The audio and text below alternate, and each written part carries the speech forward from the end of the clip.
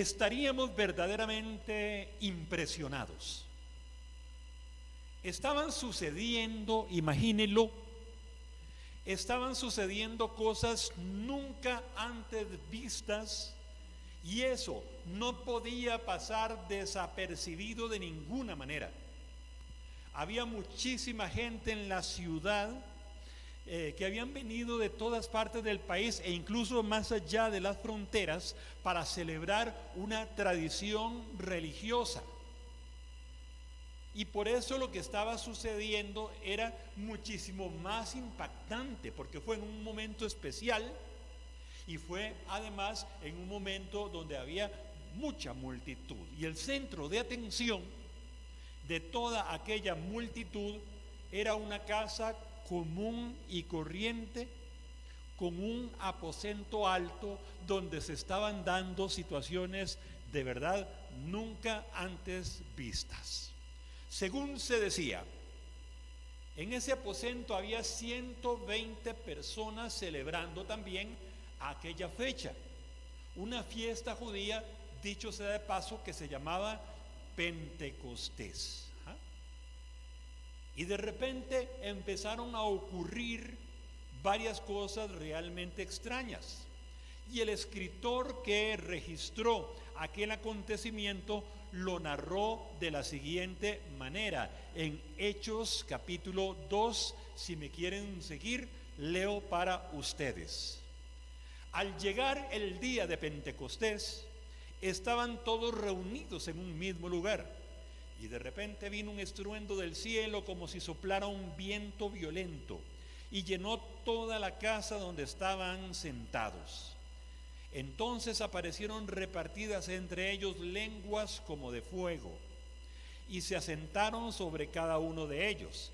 Todos fueron llenos del Espíritu Santo y comenzaron a hablar en distintas lenguas como el Espíritu les daba que hablaran. De verdad extraño, de verdad curioso, de verdad impactante. Y cuando se produjo este estruendo tal y como se los acabo de decir, la multitud se juntó. La multitud dijo: ¿qué está pasando? Vamos a ver qué está ocurriendo. Y empezaron a hacerse preguntas, no solo por los fenómenos del viento y los ruidos y todo aquello, sino porque también les escuchaban adorar a Dios y hablar de las maravillas de Dios en distintos idiomas de toda aquella gente que estaba allí congregada. Si hubiéramos estado allí, nos habría sorprendido aún más que uno de aquellos hombres se levantó con toda seguridad, con toda autoridad, se puso delante de la multitud y les dirigió la palabra, y el asombro fue cada día mayor, o más bien todavía mayor. Vean, hermanos, no podría decir que aquel discurso fuera algo más allá de este mundo, nada que ver.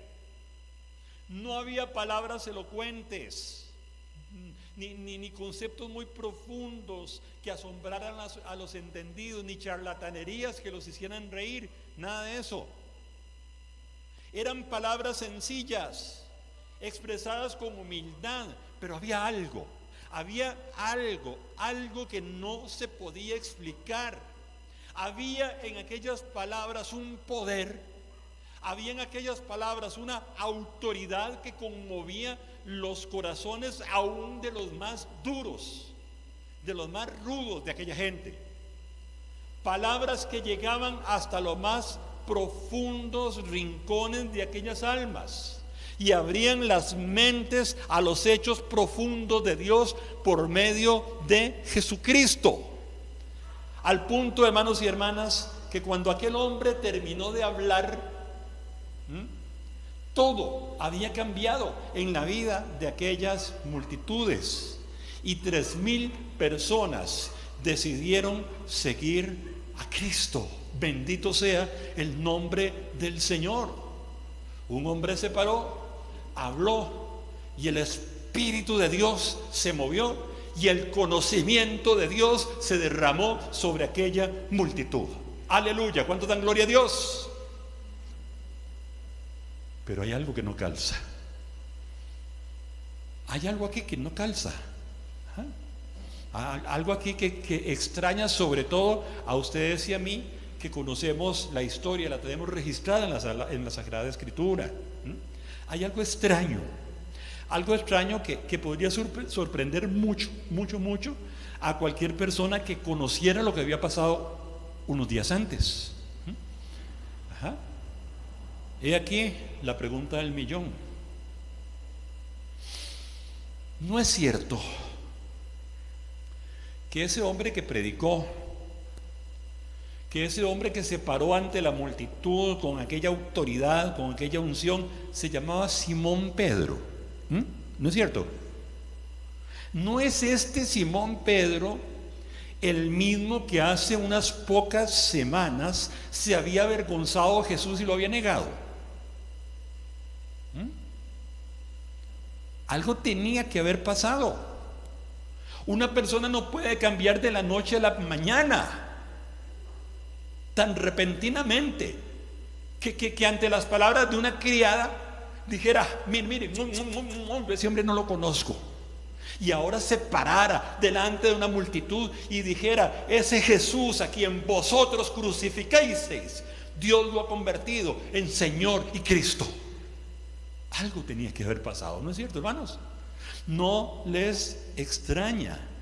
Algo tenía que haber ocurrido para que se diera un cambio tan radical en aquella vida, ¿no es cierto? Y hay un pequeño acontecimiento que registra el evangelista San Juan, que pocas personas han notado, ¿ok?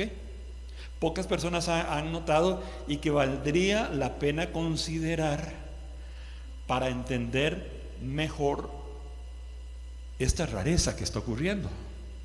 Yo no sé si me estoy dando a entender, hermanos.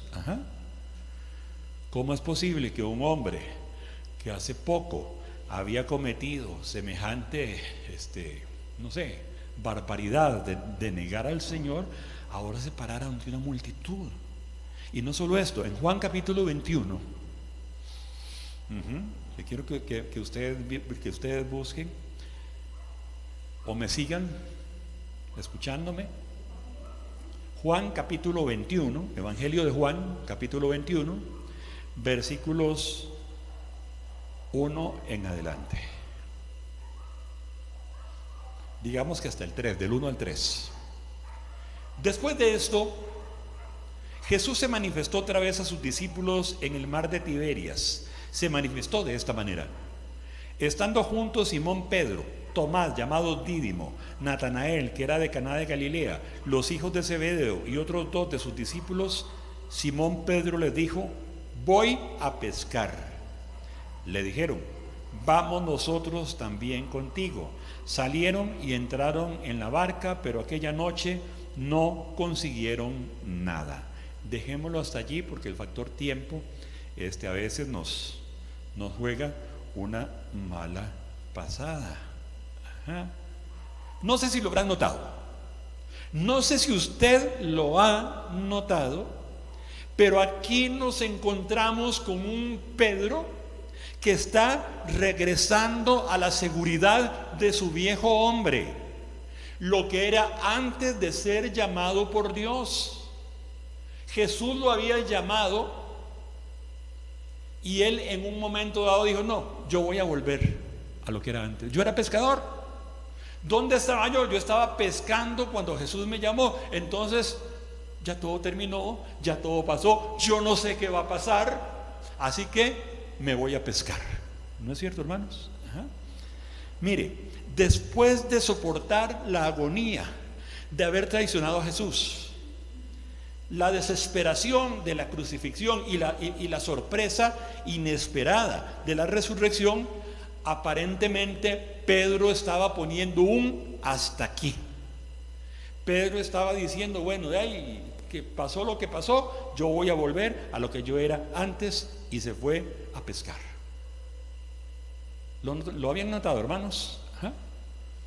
Bueno, esta era la salida de Pedro, su escape a la zona de confort, su plan de emergencia por si las cosas no funcionan.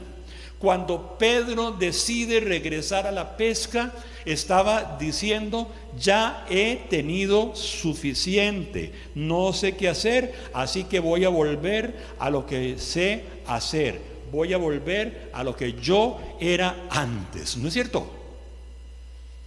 Y nos guste o no admitirlo a usted y a mí, ese sentimiento del apóstol Pedro no es ajeno para nosotros.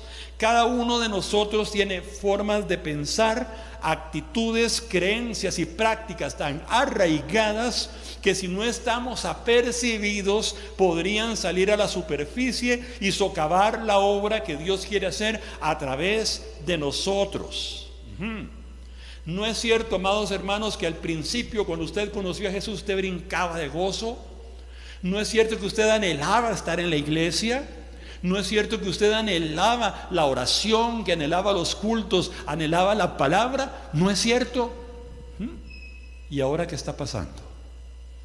¿Será que estamos diciendo al igual que Pedro: voy a volver a pescar? ¿No es cierto, amados hermanos, que de repente, después de esos momentos hermosos en comunión con Dios, regresamos a la casa y en la casa nos damos cuenta que las cosas de antes están volviendo? Que ese mal carácter que está volviendo, que esas formas de verla está volviendo. Y uno empieza a decir: pero yo no soy cristiano, yo no conocí a Cristo. Hay algo dentro de uno que lo está jalando al pasado. Hay algo dentro de uno que lo está empujando a hacer lo que antes había sido. Esto le estaba pasando a Pedro. Y cuidado si no le está pasando a usted, o me está pasando a mí. Si seguimos leyendo en el pasaje de Juan 21, les dejo la tarea de que lo hagan en la casa. Nos encontramos con que Jesús tuvo una conversación privada con él, los famosos 3: Pedro, ¿me amas? Que ustedes bien conocen, y le hizo renovar su compromiso. Le hizo renovar su compromiso. Jesús le reveló sus planes, y esos planes iban más allá de lo que aquellos eran capaces de hacer. Jesús les encomendó llevar el evangelio hasta los últimos rincones de la tierra. A un poco de hombres que habían salido disparados cuando arrestaron a Jesús, y a un hombre llamado Pedro que lo había negado. ¿Eran capaces de hacerlo? ¿Iban a realizar semejante misión así porque así? Definitivamente no. Necesitaban una obra sobrenatural en sus vidas para hacer posible lo que de otra manera sería imposible. Es decir, para Pedro y los apóstoles no era posible seguir adelante si el Espíritu Santo no hubiera bajado en Pentecostés para llenarlos de su unción, para llenarlos de su poder, para llenarlos de su gracia, para llenarlos de esa valentía que hizo a ese Pedro que lo había negado pararse frente a una multitud a hablar, y que se convirtieran 3,000 personas en aquel momento, y que su obra siguiera adelante, hermanos, de una manera poderosa, para que en 300 años se hubieran llenado todo el imperio romano. Alabado sea el nombre del Señor. Hermanos, tenían que esperar la llenura del Espíritu Santo. Ya habían experimentado la gracia preveniente. No me detengo porque ya ustedes vieron todo eso en los grupos pequeños. Ya habían experimentado, ya habían vivido la gracia salvadora, sobre todo cuando Jesús derramó su sangre en la cruz del Calvario. Pero ahora necesitaban la gracia santificadora. Y por eso el Espíritu Santo descendió en Pentecostés. Y recalco por aquello: la gracia preveniente, la gracia salvadora y la gracia santificadora. Y en aquel aposento alto, hermanos, la gracia santificadora de Dios trabajó y trabajará con nosotros en tres aspectos: en nuestro pasado, en nuestro presente y en nuestro futuro. ¿Por qué necesitamos la llenura constante del Espíritu de Dios? ¿Por qué necesitamos que momento a momento, de rodillas en nuestro ser interior, permitamos al Espíritu de Dios llenarnos y santificarnos? ¿Por qué? Amados hermanos, porque nuestro pasado, nuestro presente y nuestro futuro necesitan ser encendidos en el fuego del Espíritu Santo de Dios. En primer lugar, entonces, la gracia santificadora de Dios nos permite superar el pasado. Punto número 1, superar el pasado. Es indiscutible que el pasado ha dejado una huella muy profunda en cada uno, en cada una de los aquí presentes y de todos los creyentes. Del pasado hemos acumulado lastre, hemos acumulado residuos, heridas y muchas cosas más que interiorizamos, que ahí están y que de repente van a salir en cualquier momento. ¿No le ha pasado a usted que de repente se le sale el viejo hombre? A mí sí. Lo digo con toda honestidad delante de Dios. Se me sale el viejo hombre, hermanos. De repente me estoy dando cuenta que estoy actuando como era yo antes de conocer a Jesús, ¿no es cierto? Del pasado hemos heredado costumbres, actitudes ante la vida, formas de pensar, sentimientos, pensamientos, emociones, metas, aspiraciones, en las que Dios no tenía ninguna participación, en las que nosotros habíamos sacado a Dios y que llevábamos a la práctica como si fueran normales y que estaban enquistados en lo más profundo del corazón. Moldes ancestrales, le llamo yo, con los que nos criamos. Bueno, imagínense que yo les hago una anécdota, les cuento una anécdota. Yo me crié en un hogar tremendamente machista, yo se los he contado y les he contado varias experiencias que viví en eso. Un machismo realmente asombroso. Gloria a Dios, Dios trabajó en eso.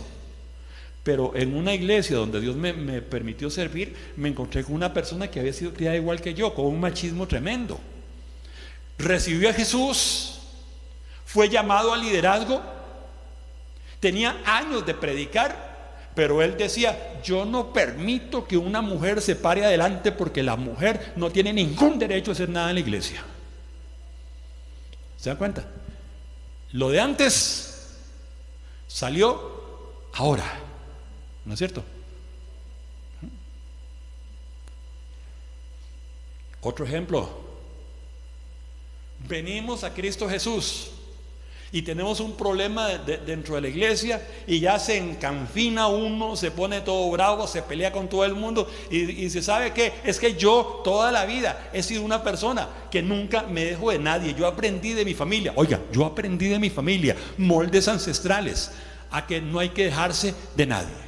Por ejemplo, el viejo hombre se nos sale, ¿no es cierto?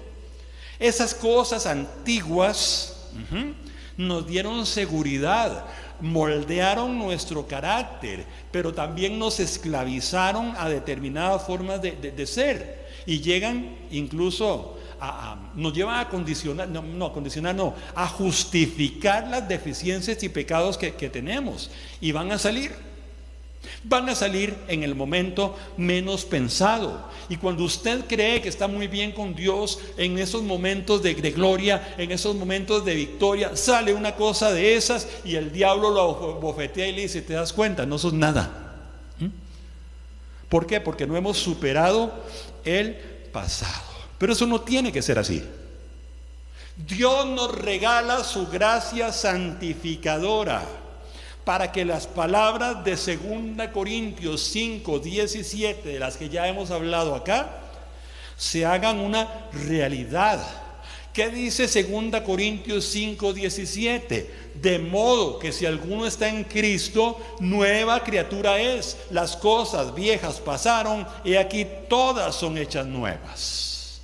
Recordemos, hermanos, que no hay cristianismo sin un destronamiento total de la voluntad propia y la entronización total del Señor Jesucristo en nuestra vida. Ese es el cristianismo verdadero. Ese es el cristianismo que Cristo fundó y el que los apóstoles predicaban y practicaban. Ninguna cosa que sea menos que la muerte al viejo yo es verdaderamente, amados hermanos, consecuente con el cristianismo. ¿Soy claro, hermanos? ¿Cómo está tu pasado? Brinca de vez en cuando y te juega malas pasadas. Se te sale constantemente el viejo hombre y hace que lo poquito que ganaste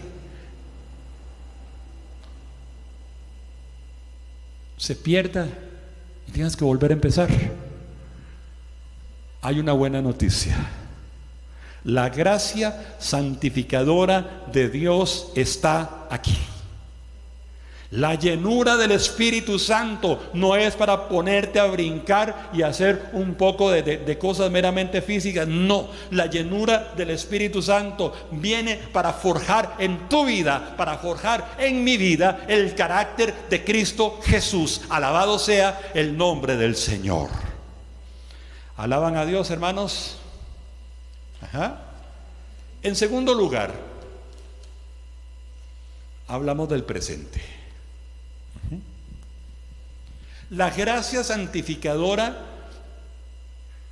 de Dios, la llenura del Espíritu Santo, nos permite que todas aquellas cosas del pasado se superen. Gloria a Dios que así sea. Y en segundo lugar, la gracia santificadora de Dios nos permite reorientar el presente. Número 2. Esto tiene que ver con decisiones del día a día. Tiene que ver, amados hermanos, que cuando nosotros estamos en esa constante llenura del Espíritu de Dios en el día a día, Él nos va a proveer por su gracia santificadora y solo por ella la disciplina y la capacidad de vigilancia constante de lo que estamos viviendo, de lo que estamos hablando, de lo que estamos pensando. Dios nos ofrece su gracia santificadora, pero trabaja con su voluntad y mi voluntad. Dios nos provee los recursos necesarios para que seamos santificados, pero nosotros también tenemos que poner nuestra parte, tomar la decisión en mente y corazón de aplicar, de responder, de dejarnos mover por esa gracia santificadora de Dios. Repito, no cae directamente del cielo, sino que corresponde a una decisión libre y consciente de nuestra voluntad. Dios hizo su parte, ahora nos toca a nosotros. Y eso se da en dos sentidos. ¿Ok? Número 1, en el presente, la gracia santificadora de Dios nos habla a la mente, toca nuestro corazón y nos invita a tomar la decisión de, número 1, renunciar. ¿Ok? Renunciar a todo lo malo. Vigilar nuestros pensamientos, vigilar nuestras palabras, vigilar nuestras actitudes para desechar todas las cosas que no corresponden con la voluntad de Dios. Y esto tiene muchas cosas porque esto es un estudio muy profundo.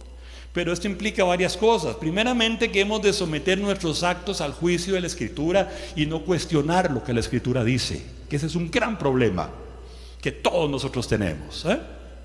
Y les pongo un ejemplo, si acaso. La Biblia nos habla, amados hermanos, la Biblia nos habla de que hemos de vigilar nuestra forma de hablar. Y nos dice claramente: ninguna palabra corrompida salga de vuestra boca, sino la que sea necesaria para la edificación del que escucha, la edificación de los demás, la dignificación de uno mismo y ¿qué le digo? La gloria de Dios. ¿Ok? Entonces, ¿por qué nos cuesta tanto sacar de nuestro vocabulario ese montón de tonteras que a veces hablamos? ¿Por qué nos cuesta tanto, amados hermanos, perdonar como Él nos manda? Si lo hemos de hacer no en nuestras propias fuerzas, sino en el poder santificador de Él. Para eso es la gracia santificadora. Y hemos entonces, amados hermanos, cuando intenta salirse el viejo hombre, como les acabo de mencionar, hemos de confrontar esas cosas del pasado, esas actitudes, esas ideas, todo ese tipo de cosas con lo que Dios nos presenta en su palabra y decir: en este momento, en mi presente, no voy a hacerle caso, sino que me voy a sujetar a la Escritura. Decía en Romanos 6, capítulo 12, versículo 13, Romanos 6, 12 y 13, las siguientes palabras que leo para ustedes. Y esto es para el presente, esto es para hoy.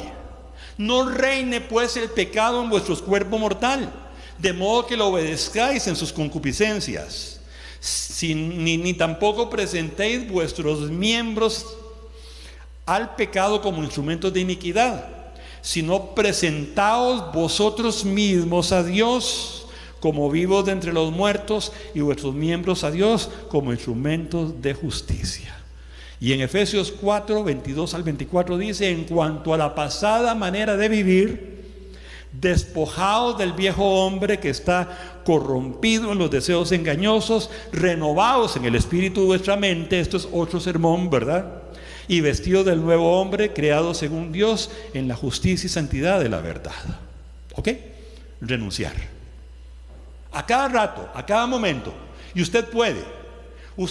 ¿Por qué? Porque usted es muy carga, porque usted es una persona extraordinaria. No, es porque si usted está dependiendo de Dios y dejando que la gracia santificadora de Dios le llene, la misma gracia santificadora del Espíritu Santo de Dios le va a guiar y le va a dar la capacidad sobrenatural para que esto se haga una realidad.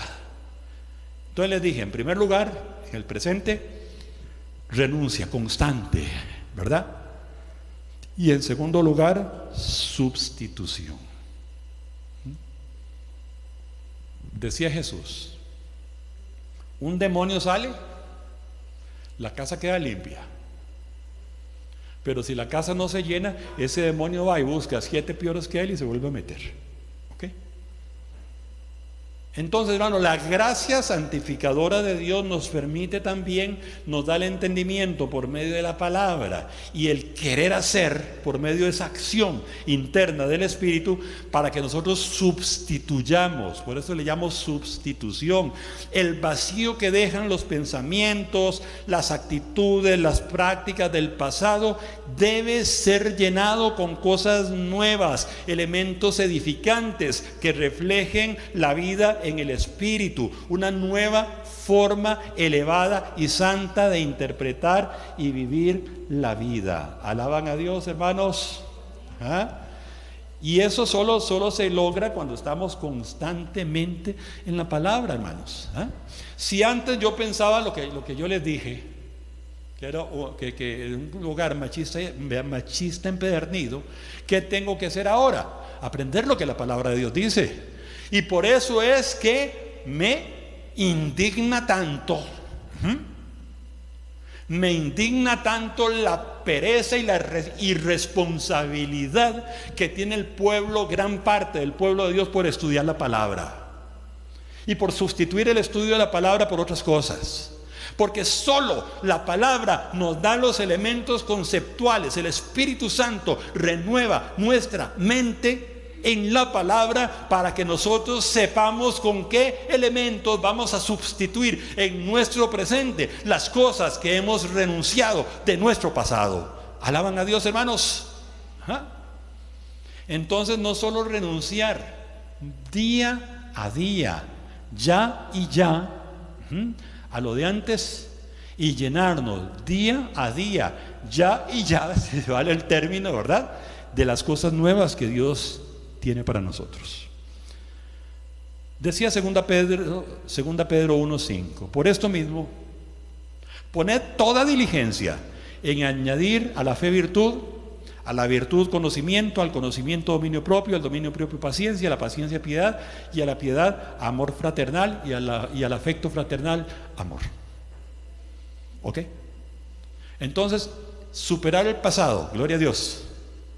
Y superamos el pasado, amados hermanos, en esa disciplina espiritual, de esa vigilancia constante en donde la gracia santificadora de Dios nos llena.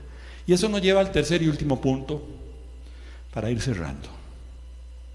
La gracia santificadora de Dios nos permite consagrar el futuro. Punto 1, ¿cuál era? Punto 1, superar el pasado. ¿Ok? Punto 2, reorientar el presente. Punto 3, consagrar el futuro. ¿Ok? Cuando nos convertimos en seguidores de Jesús, muchos de nosotros nos propusimos entregarle a Él el libreto de nuestra historia. ¿Ok? Señor, escribe tú nuestra historia, ¿verdad? Ajá.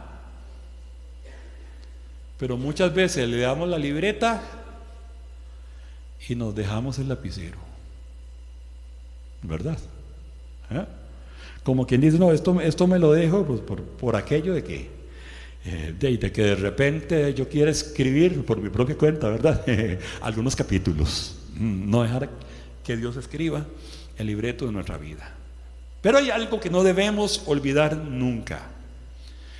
Dios es nuestro creador, y cuando Él nos creó, puso en nosotros su imagen y semejanza. Y cuando nos salvó, gracia salvadora, nos ofrece la capacidad para alcanzar esa imagen y semejanza por medio de la gracia santificadora, la llenura del Espíritu Santo que nos lleva a buscar su imagen. Entonces, consagrar el futuro significa reconocer que por gracia y solo por gracia Dios nos regaló lo que podríamos llamar, no sé, las herramientas, los insumos, qué sé yo, que necesitamos para crecer, para perfeccionarnos, para avanzar hasta donde ni siquiera sospechamos. Alabado sea el nombre del Señor. Él nos está diciendo que hoy en el presente nos proyectamos hacia el futuro, como lo dice Hebreos 6, capítulo 1, versículo 2. Que dice: por tanto, dejando ya los rudimentos de la doctrina de Cristo, vamos adelante a la perfección.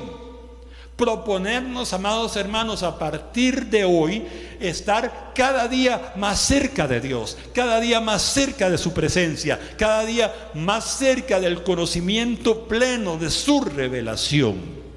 Eso significa, amados hermanos, que si nos dejamos guiar por la gracia santificadora de Dios, no hay lugar para que la derrota, la inseguridad y el estancamiento nos dejen postrados. Amados hermanos, en ese porvenir que tenemos por delante, somos llamados a avanzar con mayor velocidad hasta la imagen de Cristo, que es nuestra más sublime meta. Consagrar el futuro para que nosotros estemos al tanto, hermanos, de que cada día tenemos que parecernos más a nuestro Señor Jesucristo. Y se va a cumplir lo que dice el Salmo 92:12. El Salmo 92:12 dice así: el justo florecerá como la palmera, crecerá como el cedro en el Líbano. Y vea lo que sigue. plantados en la casa de Jehová, en los atrios de nuestro Dios florecerán. Y yo digo amén a esto que sigue. Aún en la vejez fructificarán, estarán vigorosos y verdes para anunciar que Jehová mi fortaleza es recto y que en él no hay injusticia. Decía un himno de la antigüedad: nada sé sobre el futuro, desconozco lo que vendrá. Pero hay algo que yo sí sé, y es que estoy en las manos de Dios. Pero yo debo tomar la decisión de plantarme en los atrios de mi Dios. ¿Cuántos quieren plantar su vida, plantar su futuro, consagrar su futuro en los atrios de su Dios? Bendito sea el nombre del Señor, por los que en su interior dijeron amén. Y en Proverbios 4:18 dice: la senda de los justos es como la luz de la aurora que va en aumento hasta que el día es perfecto. Así que, hermanos, tenemos bien claro que la santificación que Dios nos da también es por gracia, como lo fue las etapas previas donde Dios nos preparó para la salvación, cuando ni siquiera aún lo entendíamos, la gracia sigilosa, la gracia preveniente. Por gracia recibimos la salvación en Él por medio de la fe, y por gracia también estamos encaminados en la obra santificadora del Espíritu Santo. Yo les di la palabra, la van a ver en los grupos pequeños con mayor detalle y ya fundamentados teológicamente. Pero a cada uno nos corresponde tomar la decisión. Superar el pasado, lo estás haciendo. Bueno, ese es el momento en que podemos responder a la voz de Dios para lograrlo. Reorientar el presente, perfecto. Renunciando y sustituyendo, gloria a Dios, vamos entendidos en eso. Y consagrar nuestro futuro en los atrios de nuestro Dios. Oremos. Padre nuestro, te damos las gracias por tu palabra, que es viva y eficaz y más cortante que toda espada de dos filos. Permítenos, Dios bendito, Señor, que lo que hemos escuchado el día de hoy, la palabra que nos has dado como parte, Señor, de esa gracia santificadora, penetre hasta lo más profundo y traiga fruto conforme a tu propósito. Bendice este pueblo, Señor, que está acá y en los que nos están viendo a la distancia. Y que estos tres aspectos de tu gracia santificadora sean hoy y siempre una gloriosa realidad para cada uno de ellos. En el nombre de Jesús hemos orado. Amén.